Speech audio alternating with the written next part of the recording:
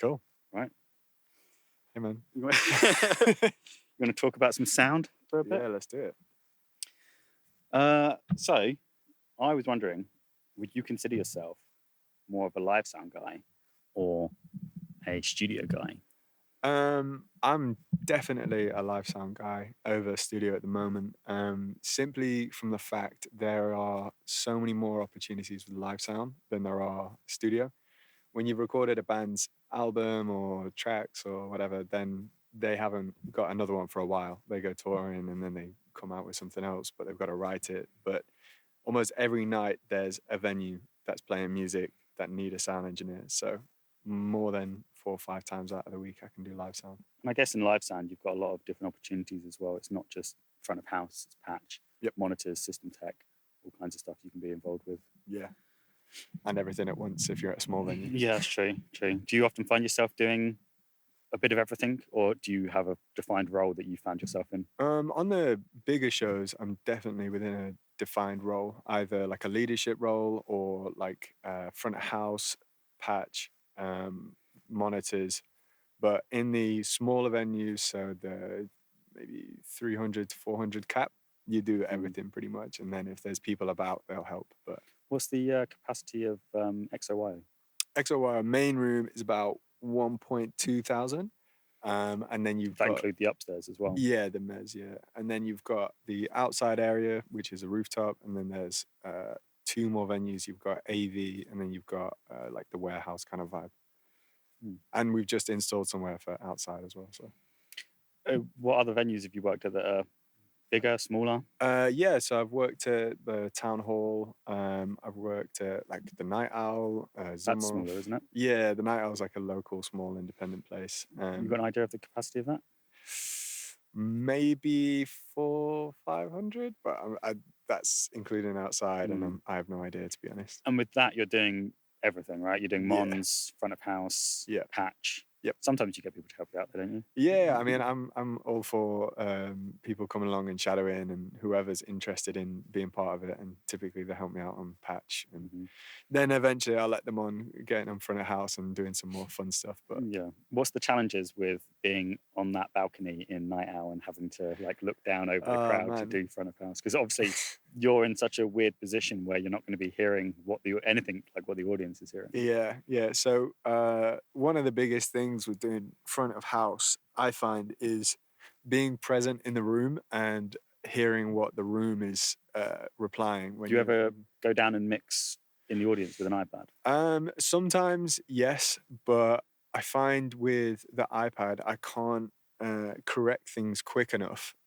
So if it's a really important gig, I'll stay at the desk because I can have 5 faders operating on one hand and then 5 in the other hand, and I've still got access to, change a EQ whilst I'm moving a fader or something. Whereas the iPad, it's very static and you have to look at one thing. Yeah. And when you're in the crowd as well, you have to like hustle and bustle through, especially in some of the smaller venues. Yeah, so. to give the iPad to like a bartender. Yeah. The back. Tweak it.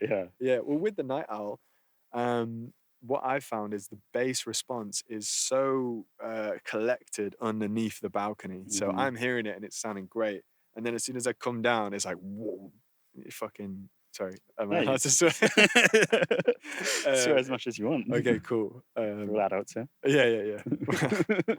And then it hits so much harder. So that's definitely something to be aware of. And also like the stereo field as well. I think if, you're doing a front of house mix and you're anywhere off to either side, be very careful about where you're placing stuff in the mix. I mean, I find it. What's the like channel count you usually get at either Night Owl or XOYO? At the Night Owl, I probably get up to about 12, 12, 13, something like that. How many channels are you dedicating to drums on that? Well, if I'm recording, quite a few. It's just kick, snare top, snare bottom, tom, overhead, SPD, so about 10. So sometimes we go up to 18. And do you use all of those out the PA, or you just have them for recording? I have most of it coming out of the PA. Sometimes the snares get hit way too hard, so that doesn't come out, and then the overhead splash way too much into the crowd. So I I feel avoid like that in Night stuff. Owl you don't even need to mic the snare. No, no, you don't. But it depends on if there's rim shots and you want to get reverbs and stuff like that. If you want to kind of Mm, create a picture, you kind of have to have all yeah, of your elements. yeah, It's an option. It's better to take away than it is to try and add during the set. yeah. So do you always record in there, or is it just for specific bands that you Yeah, so I mean, I mainly work at the Night Owl from the event that I run, which is neighborhood? Neighborhood. Yeah, Yeah. So I run that with a small team. I do mainly the sound and the content sort of stuff. So I don't work there very locally. I'm in the group chats and stuff, and I get offered the odd gigs. But so you started that night. no. It was Michael Bird, and about 7 years ago. It's been running for Mm. 7 years. So. And when did you get involved? 3 years ago, I was a big fan of the night, and Michael was trying to move on in his career, and now he's in Australia, so he can't run it. Living the dream. Yeah, he's a good guy. Um, so yeah, me and a couple others, Ryan and Jason, took it on and been doing it since. Yeah, so for my work at the Night Owl, that's majority of what I do. It's just And for that that's event. once a So. month. Yeah, once every month, first Monday of every month. So come down. It's a free jam. It's not free anymore. Is it not? No, How we much? charge. It's about £7 on the Oh, door. Yeah, but you can get free tickets if you're on the mailing site.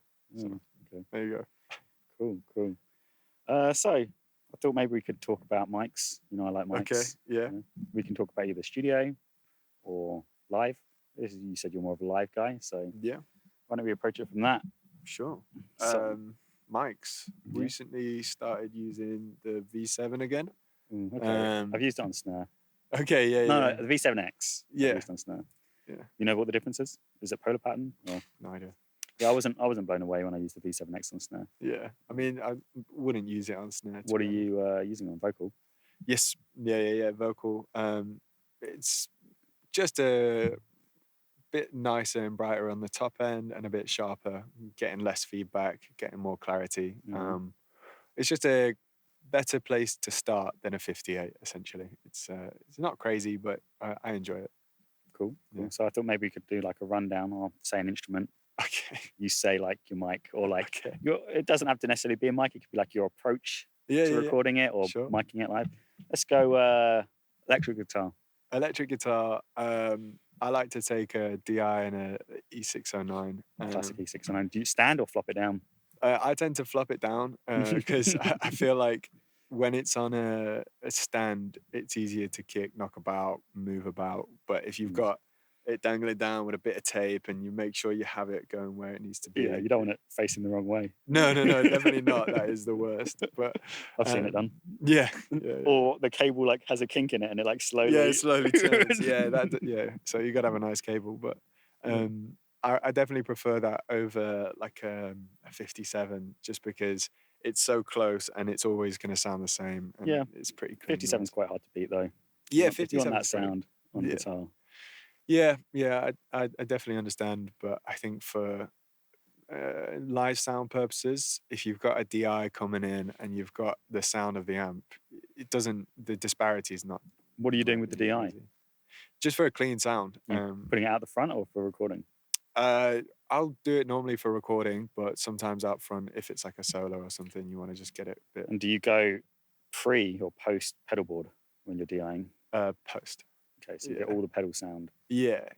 Then separate from the amp. Yeah, I think when it comes to guitars, I'm very much not a guitarist, so I kind of whatever their sound is, that has to be what it is. I'm not gonna try and tweak their distortions or their. I'll turn them down because guitarists have a habit of being very, very loud, especially in small venues. They paid all that money for that amp. They want to use it. Yeah, sometimes it's a lot louder than the widget, like the monitors and stuff, and sometimes even louder coming out the PA. And it's like, what are you doing? You ever done any gigs where they've either had the amps off stage, like in like a ISO booth at the back, or they've had like amp sims, like Kempers or something, and they've had like a quiet stage?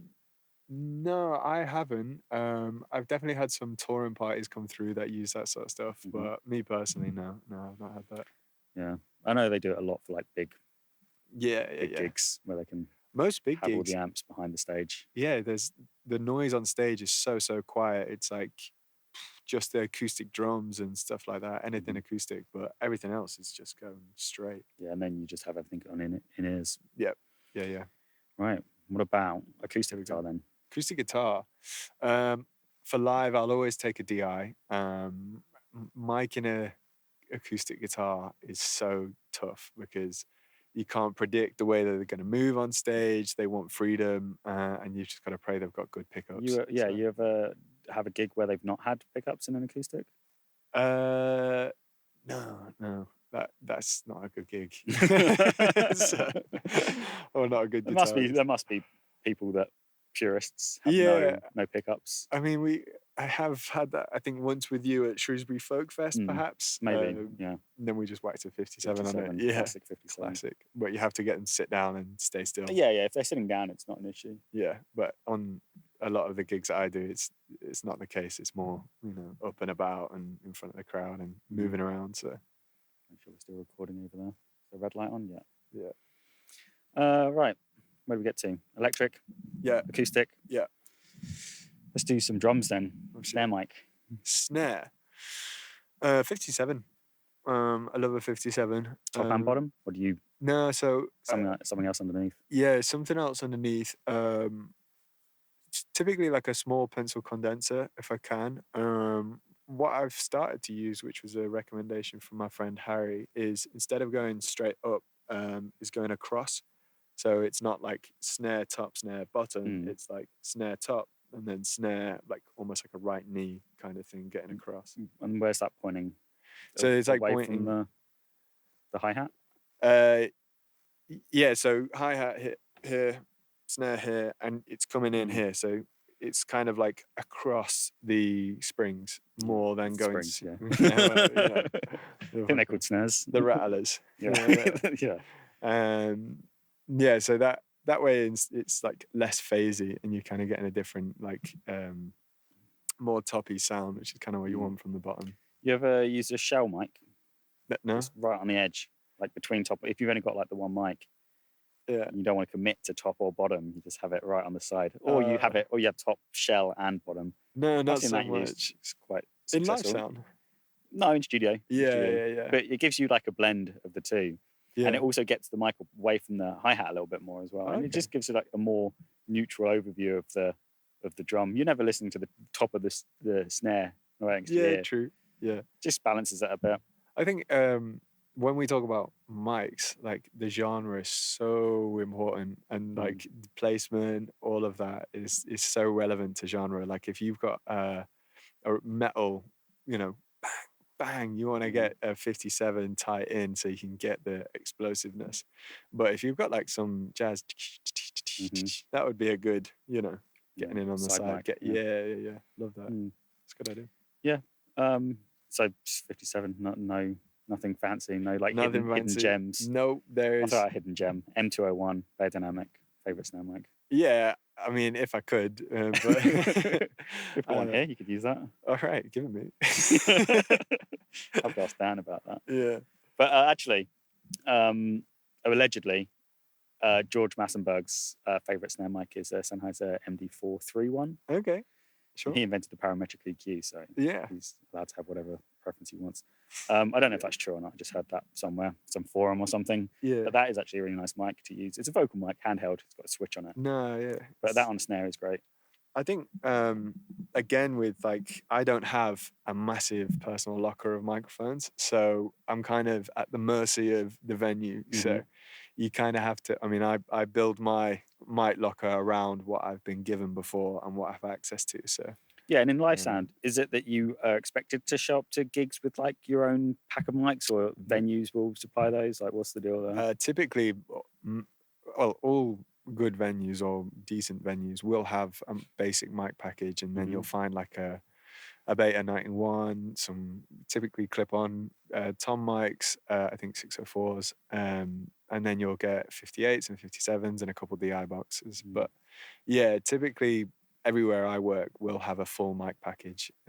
So Yeah. So you don't really think there's any advantage to having your own set, or you think it's good to have like some in your back pocket if you need to whip out something a bit Yeah, fancier? definitely a great idea to have, stuff that you're used to and lifesavers. And what I've started to do now is bringing IEM packs with me. You know, the Mm, wired Behringer IEMs, mhm. just in case artists have their own ears, and then I can keep a quieter stage because stage noise is a killer of a gig. To be fair, Actually brings me on to a nice question, a pre-prepared question I had. here we go. Yeah, so I was going to say favorite gadgets or tool for live sound or studio. You can give me top 5 if you want. Yeah, okay. So IMs, Yeah, love IEMs. yeah, Favorite gadget or tool? yeah, like little secret, keep it in the Um, pelly for that one-off occasion when you might need to yeah, yeah. bust it out.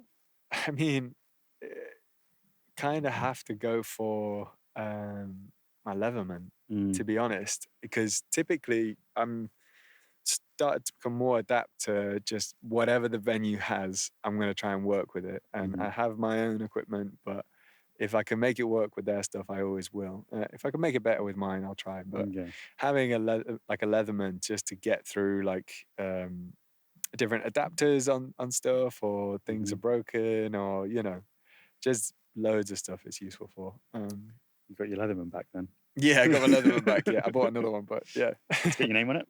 it does. Yeah. You say that's like Uh, number one gadget for like the aspiring live sound engineer. You finish uni, you're going out into the real world.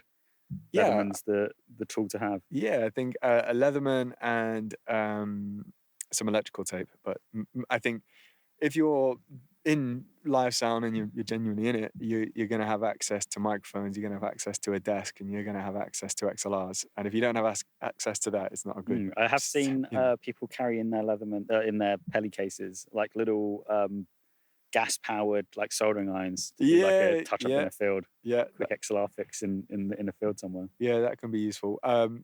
One thing that is very useful, depending on what you're doing, is gender converters. Yeah, Um, nice. yeah, I mean, having like female to female, male to male, female to jack, and then hmm male to jack, having Yeah. lots of that is very Yeah, useful as I've well. seen some good products. Like there's a radial box. I can't remember the model number, but it's basically like it's got all the different types of ins and then Yeah, like all the different types of outs you could want. So you could do like 3.5 yeah, to like stereo XLR, yeah, something like, or RCA to jack or something. Whatever you want without yeah, having to carry like a bag full of adapters. You have like one box that's got all the different yeah. combinations you So could want. that sounds awesome. Yeah. That's a big lifesaver, especially when you have no idea what's coming in, and Mhm. they show up on the day, I and like it's those like, pictures you see where it's like someone's will need to adapt from like one connector to another connector. They've gone through like 5 different yeah, stages. So it's like jack to like XLR, but they don't have that. So it's like jack to RCA to like BNC to yeah, VNC to this to yeah. get there in the end. It's just like a mess of adapters. Yeah, definitely. I think in live sound, like you just get so much makeshift on Yeah. the job Uh-huh. fixes. It's not quite the same as studio, Yeah. but a good tip, a good device, time saver for studio is a app called Fortet. It's like an Like the artist. yeah, it's a AI powered tool which listens to the recordings and then it drops it into your session and it Mm. labels it all up and does all the routing and stuff like that. So So if you're given like a set of like random stems, and have the you just length, throw it straight into your handy. template, it labels it up, and it does it. It's pretty useful. Hmm. It's getting better. Cool. Yeah. I suppose that's useful if you're like a mixing engineer, not the recording guy, because Yeah. then Yeah. Yeah. when you record it, you can name it however you want. Yeah. You'll have the session already. But if you've got to start transferring stuff around, Yeah. Yeah. Yeah. Big time. so we talked about gadgets a little bit. Yep. What do you think as a graduate Yeah. and now someone who does it professionally Yes, sir. is like a set of skills that you think is useful to have of the aspiring live sound practitioner? Oh man. One of the well, first off, you should know how to work the desk and plug cables in. That's standard. But beyond that, people skills is fundamental to the job. Paranoid. Yeah, You're paranoid that we're not recording. having the ability to talk to Human the beings. human beings, artists, stage managers, monitor guys, patch people, security, lighting engineers, Mm, The guy that comes around to tell you off because it's too loud. Yeah, exactly. Yeah. The ability to handle stressful situations as well. A lot of live sound beyond the technical skill is soft, is just being able to be present in the room and engage with the people around you, so you're not trapping yourself in a box. A lot of people will help you on a gig, and they are very useful. So how do you think you develop skills like that? experience. I think it has to come from your own personal learning, and it's a learning curve dealing with different people, different touring engineers, different touring bands, different artists. Everybody's gonna act differently, and just keeping a level head, knowing what you need to do, being prepared. That's a massive one. Like reading the specs over and over, making sure you've got it right. It's a blue M&M thing, you got to make sure you get the specs to a T. But then just being able to talk to people, because if people are happy, then they're going to be having a good gig. They're going to play better, they're going to feel better. The sound's not going to sound as bad to them because they're happy. It's very much, in my opinion, a psychological thing. Yeah, for sure. My school motto was fail to prepare, prepare to fail. Oh, wow. What was your school motto? Don't know. Don't get kicked out. Is it not in Latin? Oh, right. No, was your school motto in Latin? No, I don't think we had a school motto. We didn't even have uniforms. No, did you not? No. We had ties. Whew. Yeah, fancy. Yeah. That's why you're the lecturer. Yeah, I guess so, yeah. And you're just a sound guy. Yep.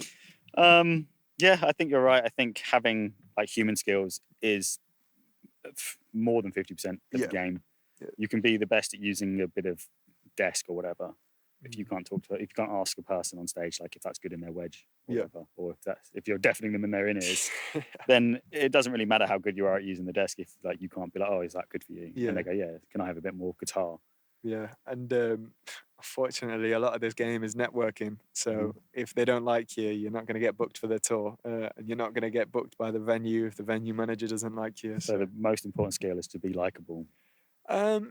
It's to be able to manage humans. I think yeah. You don't have to be likable, but you just have to be understanding. Yeah, I agree. Yeah.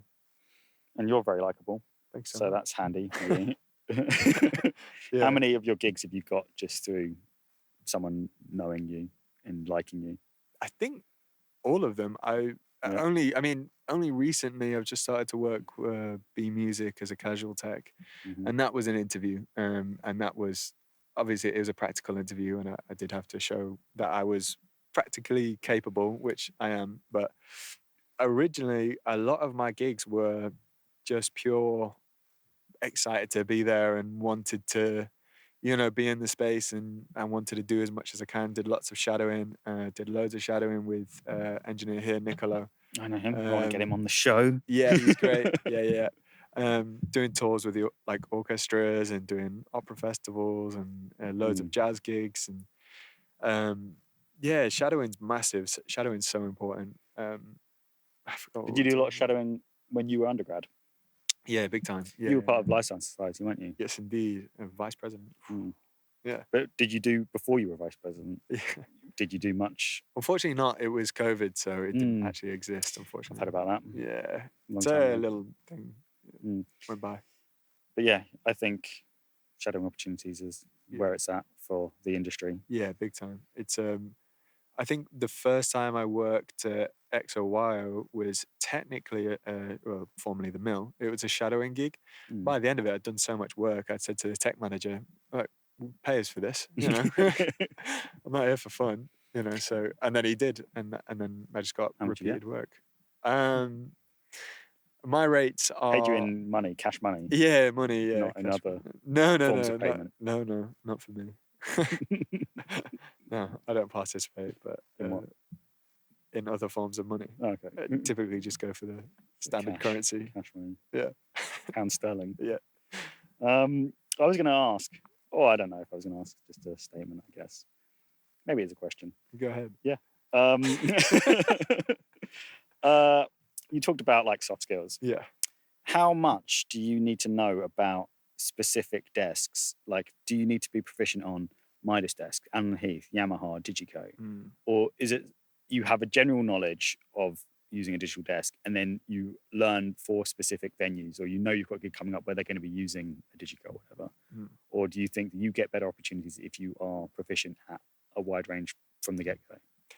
I think if you are proficient, it's a benefit. I'm never going to say don't learn the desks if you have the opportunity to, but like we don't have access to all the desks all the time. There's like the Digico Quantum, and there's loads of desks that I haven't used and I don't have access to at the moment. So it isn't a necessity though.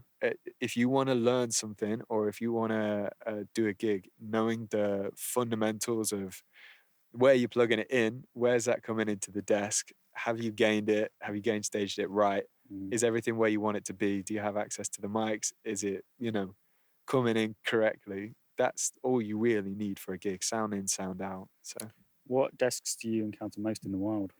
X32 at smaller venues, and M32s. I mean, even at the Symphony Hall and the Town Hall, they have M32s, which is quite surprising. I've seen them in some big places. Yeah. It's honestly industry standard desk. I personally use the D-Live a lot, the Allen and Hughes system. Before that, I used to use the Pro 2, the Midas.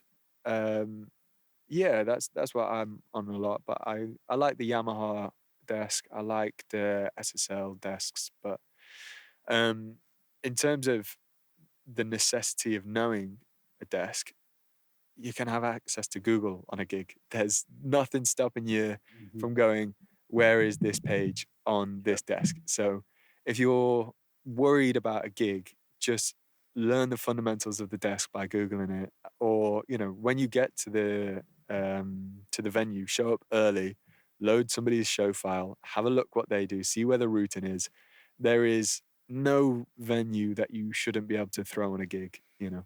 How often do you do a gig where you're going in blind and you don't know what the desk is going to be, or maybe you do know what the desk is in, it's just something you haven't used before? Yeah, not very often, to be honest, because typically a lot of the work that I get is repeat work. So there's a XOYO, Pan Pan, the Night Owl, like the Symphony Hall, and just recently the Town Hall. And I always know what desk I'm going to use. And then if I'm on tour, or if I'm going to a festival, typically we'll pick out the desk. So I'll know what I'm going to use. And if it's at RBC over here, it's always going to be the SSL desks. So it's very rarely that I'm caught short. Yeah, caught short on knowing. And the only time that has happened was at Zumhof, and I didn't know they had a Yamaha desk. But it's perfectly fine. No, it was a great desk to work on. So, yeah. You got any horror stories? Any worst gigs? Any mistakes you've made? Yeah, I've definitely got a horror story. It was just before quite a big after party show for someone called Bryson Tiller. If you don't know who that is, he was on the track Wild Thoughts, with Rihanna. I know Rihanna. Yeah, she's cool. She has that umbrella song. She does. Yeah, so Rude Boy. Huh? Rude Boy. Rude Boy, yeah. Nice. SOS. Yep. Wild Thoughts. Oh, I don't know that one. Too new for me. Yeah, I mean, he's pretty famous. He's got 1 billion streams, so it's a lot. Yeah, so quite a big gig. But just before he was about to come on, there was a DJ set, and I was keeping the channel pretty dry in waiting for his arrival. But then I thought I'll add a bit of reverb, and I did it in my ears, and I had it in the desk. But what I didn't realize is that somebody had previously gone on my show file and tried to route the reverb somewhere else. So it created an internal feedback loop, which came out the speakers, and then I had to turn it down. And then that was a nightmare. That was a pretty embarrassing one, but sorted it out within 2 seconds, threw the faders down, threw it back up, cut it out. And that was live with an audience? That was live in the audience. Yeah, it did actually get through. Yeah. So that was pretty embarrassing, but that's my only horror story, really. Most things you can get around.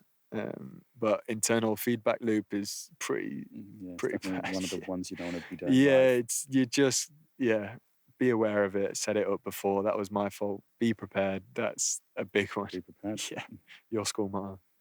Sort of. Yeah, kind of. Isn't be prepared the motto of the Scouts? Yeah. I think it is. Well, Were you ever a Scout?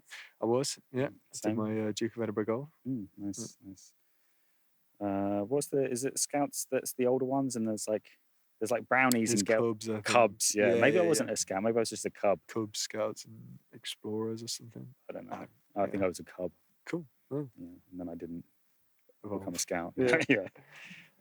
So that's your worst gig or your biggest mistake? Yeah, that was a great gig actually. It went really well. Got a lot of compliments, but that was a big fuck up. What about best gig of all time that you can think of?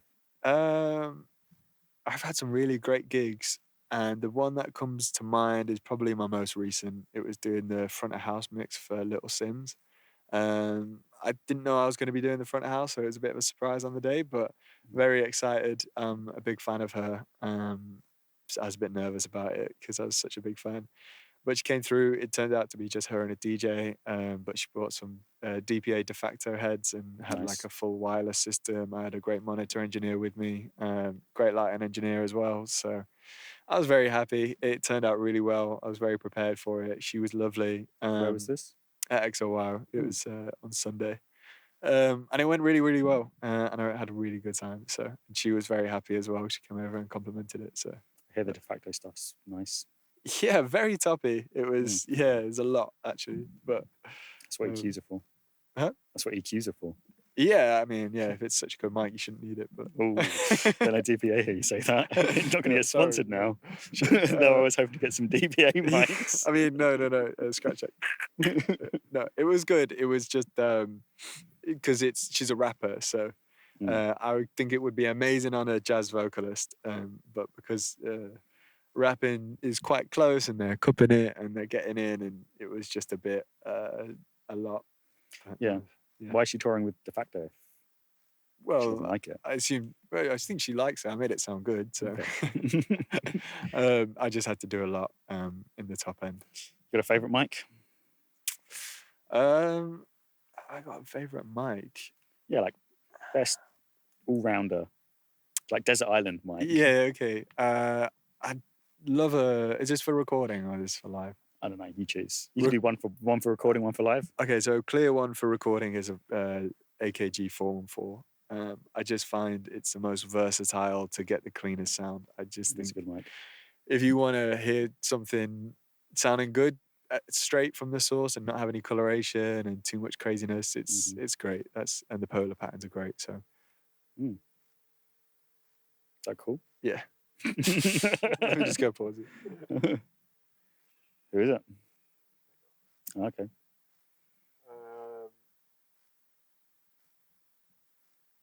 We can edit this out or leave it in. Is it still going? Still recording? Yeah. How long has it been? How long has this been? 10 hours. Half an hour, and it's still recording, so. Okay, cool. So, live sound mic, favorite. 58 or 57. I think I would be lying if I said another mic because you know exactly what you're going to get and you know what the sound is going to be like. Okay. What about favorite live condenser? Favorite live condenser? I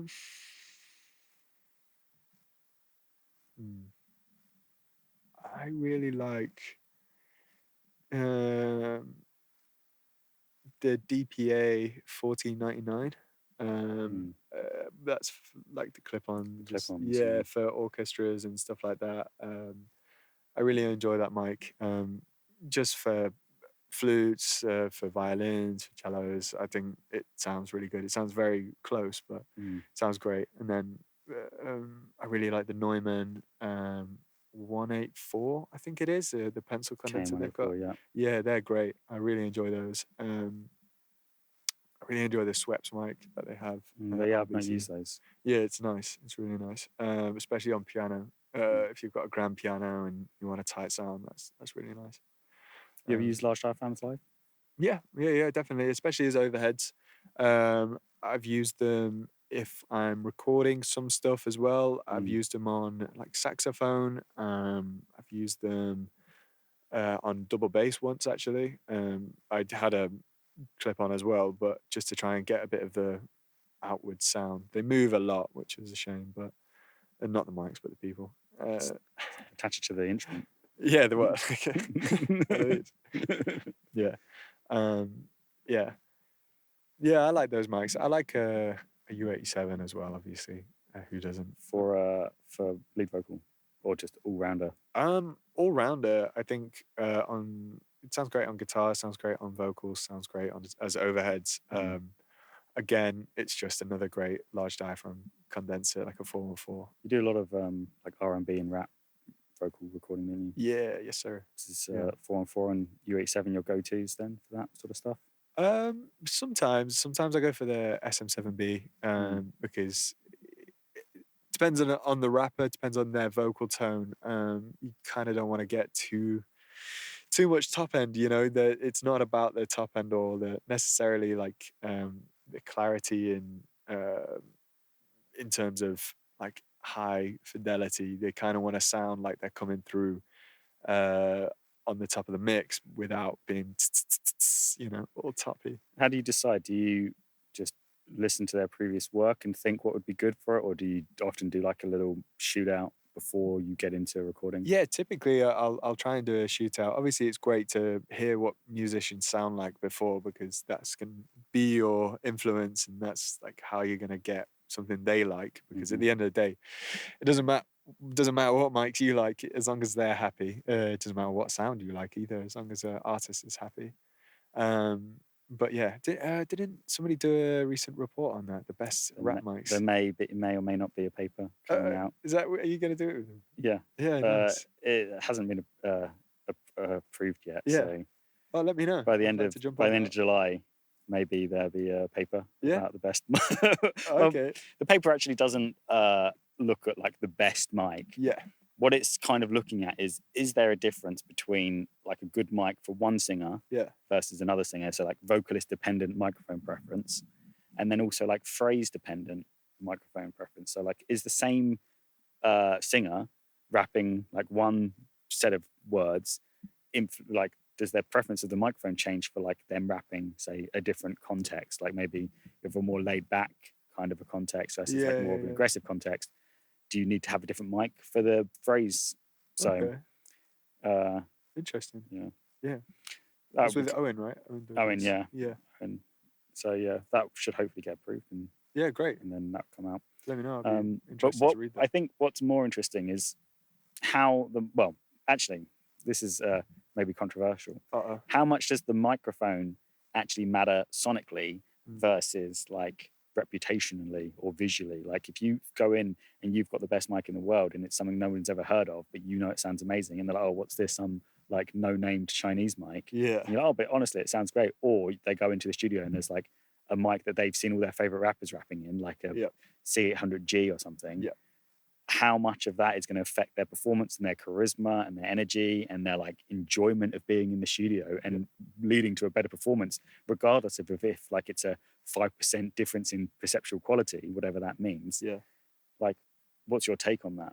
I think the psychologics are massive. I think what we do as technicians is such a fraction of the importance. I think you're never going to get a great performance if the artist isn't comfortable, if the artist doesn't feel right in the space. And as you say there, it's got to be a named mic, because in rap specifically is they want to be the best and they want to have the best equipment and they want to do the best product, like most artists, but you know, it's kind of braggadocious with rap. So if they don't see like a familiar mic, they're going to be, you know, not as infused. Like folk, you could get away with them in a cabin in the woods with like a 57. Yeah, or blues or jazz. They don't care too much. But, yeah. I've actually heard of people putting up some big flashy, shiny Neumann or Telefunken or something, some big tube thing, and then just putting like a pencil condenser like hidden away, and so they can rap into the mic, feel like they're, you know, rapping into like 20 grand's worth of mic, and yet you're just using you record them both obviously, but like have the other mic that you know will sound better on their voice. Yeah. it's all about a performance at the end of the day. Hmm. So as long as the Particularly artist with is, vocals as well. yeah, big time, big time. If they're not comfortable in the studio, that you're not going to get you're not going to get the authenticity of it. They're going to Hmm. feel like they're in a studio going over a song instead of feeling the song itself. So Hmm. yeah, Yeah, but I think quite a lot of mic choice is redundant.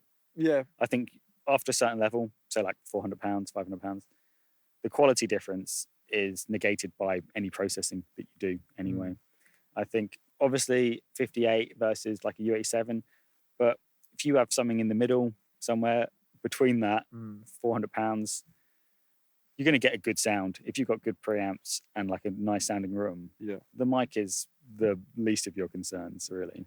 Yeah, I think the way that I like to think about microphones is they're kind of your ear in terms of whatever they're going on. It's Mm, that's your ear. That's where you're and the placement of it and knowing a mic how it sounds on a axis, off axis, and how it sounds is super important. So um, the mic itself isn't necessarily important, but knowing what they sound like and how to use them, that's the important. I think products such as like the Slate digital uh, virtual microphone system VMS, Mm. and the it used to be, was it Antelope or somebody else? Yeah, Antelope do some. Antelope do one, but then there was another company that did one that UAD bought Yes, yeah, from yeah, them. yeah. The Sphere, was it?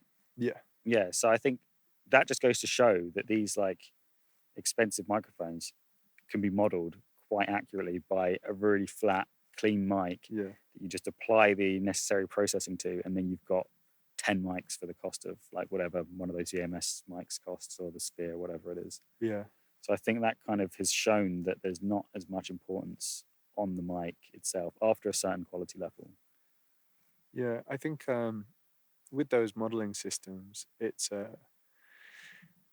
case dependent. I think you will get a different quality. I don't think they are accurate to a T, but I think with yeah, something like voice, where most of the mics you're going to be using are cardioid, mm, you're going to be in a fairly consistent room.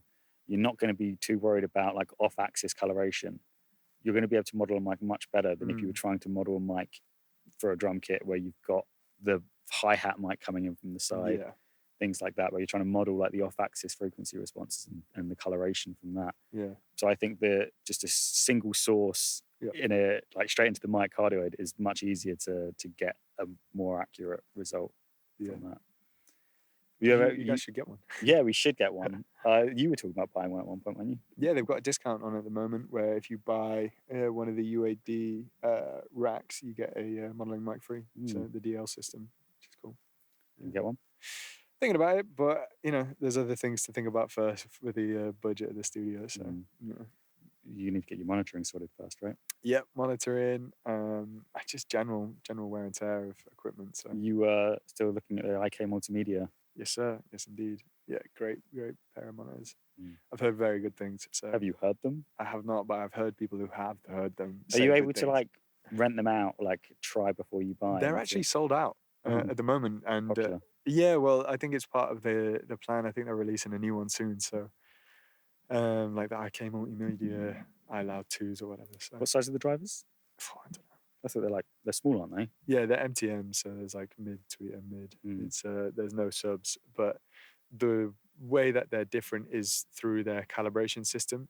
So their low end is really good without having a sub because it's all calibrated to the room, so you're not getting too much Hmm. phase issues.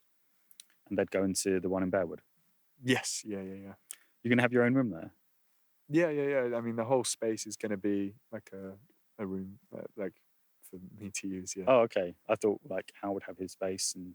No, I think it's going to be like a one large recording area with the consoles, the synthesizers, and then there's going to be a vocal / drum booth, and then there's Is that going to in be the tower? yeah in the tower, and then there's going to be like a place for loads of amps, maybe a piano, maybe drums as well, and then there's going to be another space just for the kitchen and odds and ends and stuff like Mm. that. So Should be nice. yeah, it's going to be great. I'm very excited for it. It's going to be a very retro studio. It's going to be Vintage. You're gonna record everything to tape. not everything, but it depends. Probably a long process. But Uh-huh. yeah, Where excited. where are you at with that then? How's that project? Yeah, good. Going really fast. So all the equipment's in there. Yeah, liquor paint on it yesterday, which is good. Acoustic paint. No, I think regular. Um, but yeah, just slowly but surely getting the equipment sorted, and yeah, gonna start recording there soon. Hopefully, September is what we're looking for. Have you still got a space down in Digbeth? I do, yes. Yeah. That's I majority use that for film. It's a bit noisy in there at the moment, and it needs a lot of work. So I am looking for a new space. So. Well, you've got one. Well, a new space for film. Oh, you won't be able to do film in the new place? Yeah, I can, but I have other people who I work with, and I don't want to take up too much time of a great analog recording studio with loads of synthesizers and hardware, and just to be editing on Pro Tools. Yeah, you could do it in your bedroom, couldn't you? Yeah, I currently do. Get yourself a decent set of headphones. Yep, I have. You do much mixing on headphones? Yeah, I do a lot at home. I have some Sennheiser 550s, which are great, the flat frequency ones. I kind of start everything on headphones. I start everything in the flats and just get a general mix because they are a very true sound. They're very brutal. This is how it sounds. It's flat. There's no coloration. You're not getting too much influence. You can't hear the bass too much. So obviously you've got to get on some big speakers. But yeah, headphones are a rough one. Do you do much mixing in multi-channel at all if you're doing like film stuff? Sometimes 5.1, but I'm only doing short films at the moment, so nothing like crazy. Internet releases. Yeah, so actually one of our films won a film festival in Berlin a couple of days ago. Is that the cooking one? The chef one? No, that was a while ago. Yeah, that was ages ago. It's the only one I know that you've done. I was like, I know you had like the grime, like Boys in the Hood type of. Yeah, that one's yet to come out. That's a long process. Somebody's actually in prison. So. It's authentic, then. Yeah, very much so. No, this was a more recent one. It's of two sisters. One of them with Down syndrome, and it's all about independence. And we recorded it start to finish. My team at Knockout Sound, so Mihai. And, you did just the sound from start to finish, or visual? No, it's just sound. Yeah, we are purely a sound company. So yeah. That one won a film festival in Berlin for best drama. So very happy with that. Yeah. Shame it didn't win best sound. Yeah, I don't know if that was a category. Yeah, but maybe for the next one. Yeah. I've got some more things if we're running out of topics, but we've talked about mics a lot. Yeah. Let's talk about plugins. Okay. Everybody loves plugins. Yeah. Everybody loves free plugins. Everybody loves crack plugins. Everybody loves the Black Friday sales. Yeah. You got any plugins? I have. Yeah, I've got plugins. Yeah. I've got any secret plugins that you don't want people to know about? Or maybe you do want them to know about it. Soothe 2 is popular. Yeah, I like Soothe 2. I might get a bit of hate for this, but I do a lot of recordings of my live events, and I like to send them out to people as a bit of a, hey, nice working with you. Here's your recording. And kind of a cheeky trick I use on that is using Ozone on the master. So I get a nice level, and I do a bit of reverb and get everything sounding relatively good. And then I just get Ozone and use AI functions to make it bigger and make it sound like more a master. polished. Yeah, well, it's a mastering plugin, but I find that very, very useful just to get it to that next level without putting in loads of work and loads of time. So you think there's that's the way forward for plugins, AI? Just make everything sound good with a push of a button? No, I think there is nuance. I think there is creative nuance in sound, but I think that AI is undeniably good. I think anyone who tries to suggest that it's it's not as good as a human ear or it's missing loads of stuff, I think aren't using it correctly. There is undeniable qualities of using AI functions that are beneficial. Like stem splitting, all of that stuff. It's tough to avoid. Automatic labeling of yeah. I mean, it's the future technology, and you snooze, you lose. So get on board. Yeah, I think I've asked you like all the pre-prepared questions, so I just had to make some. Oh shit, off the cuff. Yeah, I mean, like we could talk about plugins some more. You ever have opportunities to use much plugins live? No. So you never use the Waves stuff? No, never used Wave servers. Never had the opportunity to get my hands on that sort of stuff, which is unfortunate. I've seen a lot of people use it, and it is very, very popular, and they Does sound look cool. great. But yeah, but no, unfortunately not. I typically just venue tech, so I work at venues and I freelance. So when they have a gig on, they'll call me and I'll go in and use their equipment. So no tours then? No, I haven't been on like a big Europe tour or anything like that. Is that something you'd like to do, or you like the venues? I really enjoy the venues. I think to go on tour, you have to really love the people that you're working with and really love the music that you're doing. Yeah, because you have to hear it every night. Yeah, you have to hear it every night and crammed in a small bus. Well, not small, depends on the tour, but it depends on the band. Yeah, it depends on the band. But on a bus for a long time with a lot of people, getting in people's spaces, and you're working together and you're sleeping close to each other, and it just sounds a bit not where I want to be. I think I'm very happy with what I've got right now in terms of the local scene and the events that I run.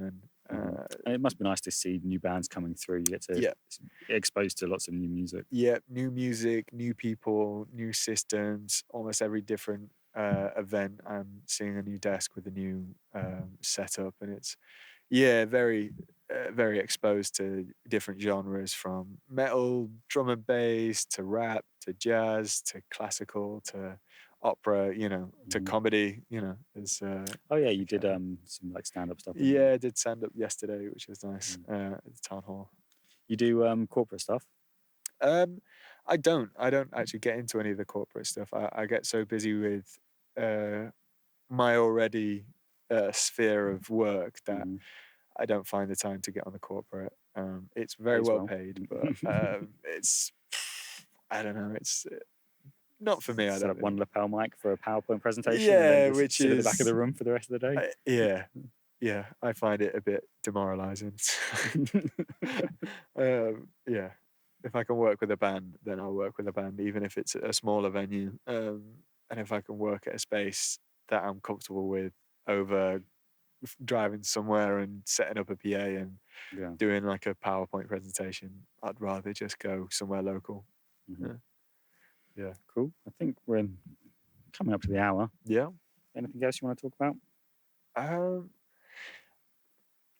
No, I'm happy. I think we've covered a lot. I think, takeaways, just be present and be a positive person, because in any industry, you're gonna have to know the technical to get by. But the reason that you're gonna get booked again is because you're a positive person and that people like working with you. Being reliable, that's another one. Dependable. Yeah, being dependable, nice, and getting the job done. I think there's also an aspect of like, everybody's going to make mistakes. You just got to own up to it. You've got to like know that it was your responsibility, and like it was like whatever went wrong was like ultimately like something you did. And to try and shift the blame or like palm it off, like, oh well, come up with all these excuses or whatever. I think you just need to throw your hands up and say, oh yeah, I fucked up on that one. Yeah, and everybody fucks up. Everybody makes mistakes, and what people in the industry won't forgive is if you try and lie and get out of stuff or blame somebody else. Then you won't get booked again, because as soon as you become untrustworthy, it's a downhill. Yeah, I think trust is like a big important word. Massive.